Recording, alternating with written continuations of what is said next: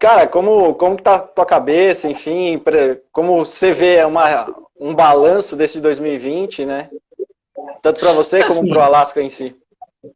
a gente tende a separar o tempo em janelas, né, convenientes. Então você olha, vamos olhar o ano de 2020, mas o ano 2020, arbitrariamente, são 12 meses na vida de uma companhia, né?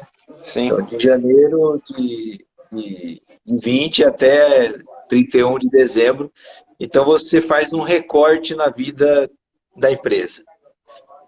12 meses na vida de uma empresa é um período onde, assim, praticamente você não consegue colocar quase nada de pé sim, relevante na companhia. Então, uma companhia que quer investir num projeto de expansão, em 12 meses, pouca coisa você consegue fazer, dependendo da companhia. Então, por exemplo, se você olhar a Klabin está expandindo a fábrica. Puma 2, são investimentos que vão até 2022, mais ou menos, para começar a gerar caixa em 2023. Então, para você ver sim. o tempo de verdade na vida de uma empresa para algo acontecer. Se você vê a história da Magalu, a entrada do André Fatala, que já começaram ali a pensar muito o mundo digital da Magazine Luiza, foram 6 anos para conseguir dar aquele resultado bacana e começar a tirar a empresa do buraco ali em 2016. Então Sim, foram 6 anos. Se você vê mais ou menos o que está acontecendo na Cogna, que aí começou essa mudança de mentalidade, de botar a empresa apontada para o mundo digital, o Galindo e os executivos começaram a mexer profundamente nas estruturas, assim, foi 2017, até agora nada, né? é, Então, assim, as coisas que no mundo real, na vida de uma empresa, demora bastante tempo para começar a acontecer, né? E você tem que tentar antecipar, entender o que vai acontecer. Você vê uma nova mina da Vale, a expansão de Carajás, quantos anos demorou até você começar a tirar a primeira tonelada nova de minério? Então, assim, quando a gente olha 12 meses, é um recorte muito pequenininho da vida de uma empresa. Olhando o ano 2020, com o benefício do retrovisor, mas era mais ou menos o que a gente imaginava quando estava no meio da crise ali, em março, em abril, para a gente é mais ou menos assim. Quando a gente vai escolher empresas para investir, a gente faz uma avaliação prévia, mais ou menos, de saber se o mar está para peixe ou não. Pô, é melhor procurar empresa aqui no Brasil para a gente investir, ou é melhor a gente procurar empresas nos Estados Unidos? A gente faz uma análise prévia, pô, tem gente que chama isso de top-down, análise macro, pode dar o nome que você quiser, mas é mais ou menos para tentar entender que ambiente a gente está. É num ambiente de preços caros e exaustão do crescimento, ou é um ambiente de preços baratos e com possibilidades mais fáceis de crescer? sim. Então, quando a gente olhava ali em 2013, 2014, o Black, portanto, 7 anos atrás, né? É, Esses são os períodos que a gente pensa. Essa é a métrica, né? Quando a gente olhava em 2013, o Brasil, ou mercados emergentes, de forma geral, estavam cansados. Então, você, o Brasil e outros mercados emergentes tinham passado por uma década inteira de expansão, de bonança, e os Estados Unidos era o contrário, estava podre. Você sim. tinha o Lehman Brothers, os testes de estresse, você lembra os stress tests dos Lembro. fundos?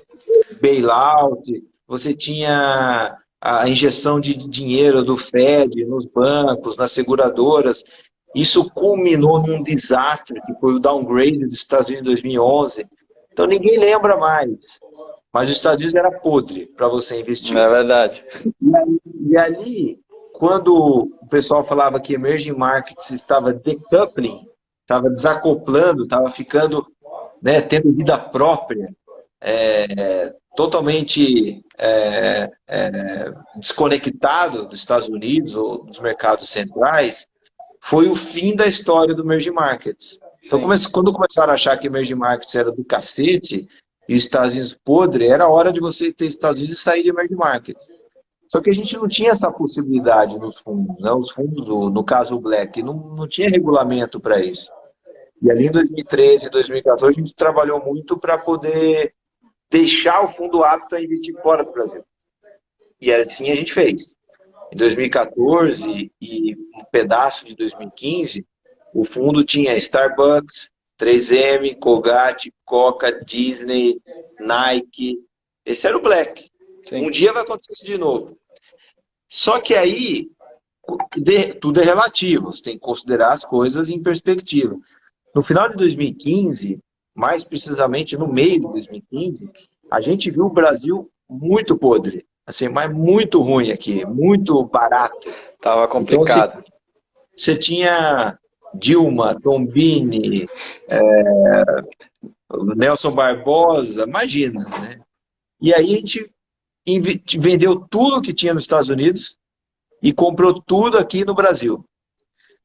Então tem gente que confunde o assunto e fala o seguinte, pô, você comprou tudo no Brasil porque você apoiava o governo Dilma, por isso que você estava comprando. Não, já mistura, né? Nada a ver, nada a ver.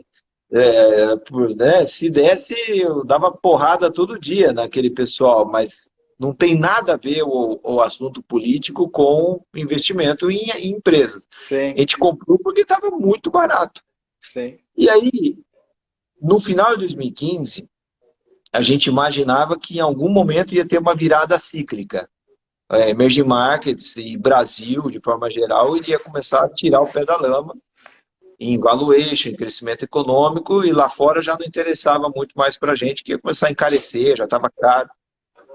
E esse filme, para a gente, ele não mudou. Ele é exatamente o mesmo roteiro. A única coisa que aconteceu é que esse ano teve uma bomba atômica, pandemia, quarentena, atividade econômica foi de 100 km por hora para zero, né, em março e em abril. Isso assustou o mercado, isso provocou volatilidade que a gente nunca tinha visto antes, nem o Luiz Alves. Então, uma queda numa velocidade para a gente totalmente inédita. Ao mesmo tempo, imaginávamos numa volta que seria provavelmente na mesma velocidade, mas sem ter certeza. Sim. Então, olhando os últimos 12 meses, o que vai ficar na história vai ter sido um puta de um susto. Mas a recuperação cíclica, ela volta. Continua o mesmo filme de longo prazo nosso. Quanto tempo vai ser necessário para o Brasil começar a ficar caro de novo? É o tempo que vai levar para a gente levar o desemprego para as mínimas históricas. Então, quando o desemprego brasileiro ficar da ordem de 5%, 6%, hoje está em 12%, 13%. Sim. É ali que o Brasil começa a ficar caro de novo. Ou seja, o Brasil, conforme vai jogando mais pessoas para dentro do mercado de trabalho, as empresas vão gerar mais caixa, as empresas vão dar mais lucro, você vai ter mais consumidores, você vai ter mais cliente, mais faturamento. E aí você tem um círculo virtuoso. Uma pessoa para dentro do mercado de trabalho vai consumir mais, ela vai consumir mais, a empresa vai faturar mais, vai contratar mais pessoas. E isso tudo vai empurrar o governo para cima. Sim. O governo vai ter a arrecadação fiscal por causa disso. Sim. Coisa que a gente não teve. Então, essa bola de neve que de 2012 até 2015, 2016 foi uma bola de neve do mal, empurrando a gente para baixo, começa a ser uma bola de neve do bem agora. É daí que vem o ciclo de mercado, o ciclo econômico e tal. Então, 2020 vai ter sido uma cena horrorosa de um filme que vai ser bom. Esse filme que começou em 2016, ele vai se alongar por muitos anos e teve uma cena desesperadora, que foi 2020, Sim. Mas ela não muda completamente o jogo. Agora mudou tudo, agora vai ser ruim tudo de novo. Não, uma interrupção, um susto danado, que ainda está completamente resolvido, vai ter que ter vacina, ou o que quer que seja, qual vai ser a solução, mas está difícil de segurar o crescimento brasileiro. Você tem que fazer muito esforço para segurar o crescimento brasileiro. Você tem que ser um político extremamente ruim, assim, coisa impensável para conseguir atrapalhar a recuperação brasileira, que ela é muito natural. Então, esse CAGED que a gente está vendo de 300 mil por mês, Sim. novos empregos, que essa entrada de 30 bi o mês passado, de investidor estrangeiro, tudo isso faz parte de um assunto muito grande, muito cíclico, e é muito difícil de você parar isso, de você reverter isso. Então, a gente acredita que 2021, 22, 23, por alguns, não dá para falar com certeza, mas, sei lá, 6, 7 anos aí, é de criação de emprego, de melhoria da atividade econômica e, consequentemente, muitas empresas vão ter o seu resultado melhorado ao longo do tempo. Então, enquanto que aqui no Brasil vai ser mais fácil de encontrar empresa aumentando a geração de caixa, aumentando o lucro, a gente acha que nos Estados Unidos não vai ser tão fácil assim. Eles tiveram todos os benefícios já, Sim. coisa que a gente não teve. Então, eles tiveram, tirando essa interrupção do Covid, né? Olha o começo de 2020. Nos Estados Unidos, todo mundo empregado, né? Desemprego baixíssimo. Portanto, o lucro líquido das companhias americanas está totalmente turbinado por uma força de trabalho robusta. Sim. Em cima disso, o Trump ainda deu isenção fiscal para os caras, benefício fiscal para as empresas. Então, o lucro turbinou ainda mais. Então, você está com earnings lá em cima das empresas americanas. E, a partir disso, PIB é crescimento, né? De um ano para o outro, né? Para o PIB apresentar 3 ou 4% de crescimento, você tem que, em relação ao ano anterior, tem que comprar mais, consumir mais. E que de onde viria esse crescimento a mais dos Estados Unidos, né? O americano já estava consumindo forte. O déficit americano, pelos incentivos e pela moeda muito forte, né? Já estava provocando um certo rombo nos Estados Unidos que é insustentável, né? Sim. Então, a balança comercial americana muito furada, a moeda americana muito forte, o que deixa a competitividade da indústria, da agricultura, das empresas americanas prejudicada, mas eles estavam sendo bancados por um fluxo de capital que estava durando 10 anos, né? Dinheiro indo para os Estados Unidos, Mas isso aí uma hora para. Isso aí é a reversão cíclica acontece.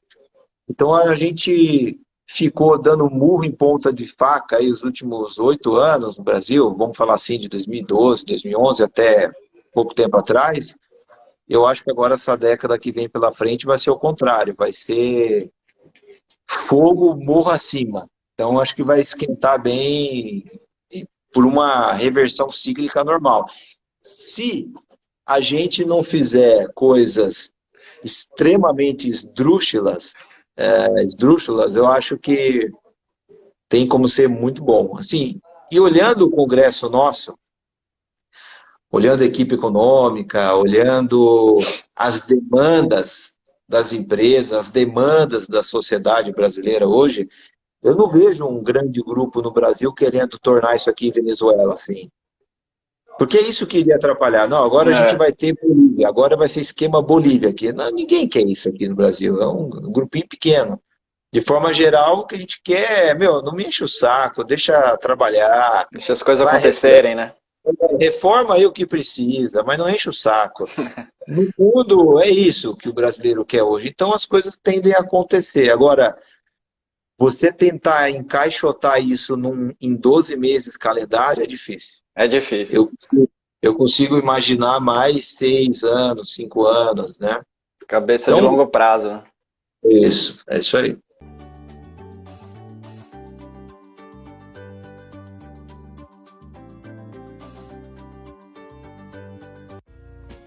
Minuto Investido, conhecimento compartilhado.